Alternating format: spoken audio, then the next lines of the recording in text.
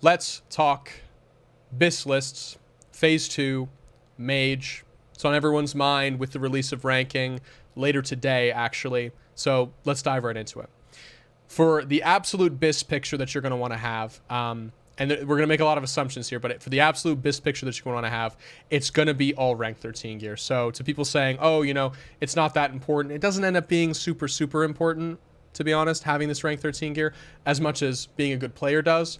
But this gear really is ridiculous. If you look at the overall sort of like kit that you're working with, you end up with 4,800 health, 6,400 mana, right? 387 spell damage and 14% crit. Raw, no talents, no nothing else. Just that much. No arcane intellect, just raw stats.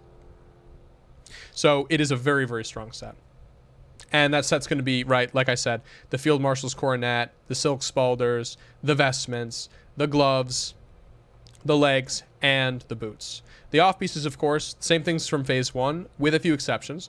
The Choker of the Fire Lord is exactly the same as Phase 1, as is the Man Igniting Cord, right? Both MC drops. Saffron Drape from Onyxia, obviously a very strong piece. Probably the best pieces you really can get from Onyxia. Big difference, 2 pieces. Ring of Entropy, which is from Kazakh. It's essentially a copy of Dragonslayer Signet without the fire resist. It's like nearly identical. You trade 1 stamp for 1 spirit. So it's a really good ring, and it's from Kazakh. And then also Bracers from Kazakh, which are crit, which I've been undervaluing. Both these items very, very strong because of the crit early on, especially if you're going to be running fire specs early on, things like Elemental or Ignite Barrier. Now, the little controversial bit might be in the Mage Blade and the Tome of Power. This list says Phase 6. Most lists say Phase 6. We'll know in a few weeks. We'll know in 3 weeks whether or not this is true, because we'll be able to see on the vendors if the Mage Blade and the Tome of Power are available. But I think they will be, because Blizzard likes to release, at least so far, full pictures, right? They want to release all the loot in MC. I think they're going to release all the loot for ranking. Now, moving on from this, because this is just the picture of full BIS, let's talk about if you only rank to rank 10, because it's much more realistic goal. And to some people's surprise, it's really not that fancy. You just replace every piece with the blue set. All of the epic pieces, right? If you just look at these different, there's a few off pieces that change as well. But it's just mostly the Vestments, right? The Spalders, the Coronet, all of those change, right? So if you go to the blue ranking set for what is BIS, it's all the same, right? You still use Blacklight Bracer, you still use Ring of Entropy, you're still using Man Igniting Cord, Saffron Drape, Choker of the Fire Lord. The only difference is, apart from that, right, are Azure Song Mage Blade, because you don't have the rank 14 weapon, and the Fire and Grimoire because you don't have the rank 14 weapon. Stuff that we preserve from our Phase 1 BIS lists, right? The fact is this gear is just too damn strong. Yes, you're losing around 100 spell power, and you're losing around 400 to 600 health, and around 120 mana, but you're still keeping most of your crit. You actually have more crit in this set than you do in... you have more crit in this set because of the int coming from the Azure Song Mage Blade, as well as the Fire and Grimoire, than you do in the full rank 13 set. That's just how strong this gear is. You're really not missing out on crit. You're getting extra crit coming from the Silk Mantle over here as well. So you're really getting a lot of punch, a lot of oomph from these items, right?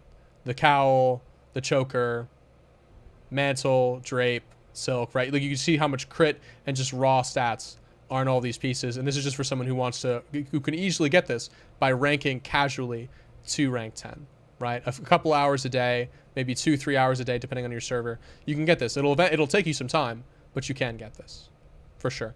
The only things that are up in the air are the Ring of Entropy and the Blacklight Bracer, but you can easily, if you go into this, you can easily replace it with something like Arcanist Bindings, for instance, and Ring of Entropy. Instead of that, you can go for, let's say, Band of Sulphurous, right? Both things that are easily obtainable in Molten Core. Maybe not easily attainable, but attainable in Molten Core that you don't have to fight world bosses for, which still gives you a very solid set. Now, we're going to talk about one more set, and that is, what if you don't want to do any ranking at all, which some people would want, I imagine. And I have a list for that. And it's just most of the BIS from Phase 1, and with some revised things. So you actually don't go for the Blacklight Bracer, because you want to go for the Arcanist multiple set bonus here. Given that you aren't going to be wearing ranking gear, you don't have those like big bonuses like the 2 set for 22 damage or the 6 set for the stamina, you can actually afford to run Arcanist. So you'll run Arcanist bindings, the mantle, the gloves, and the boots.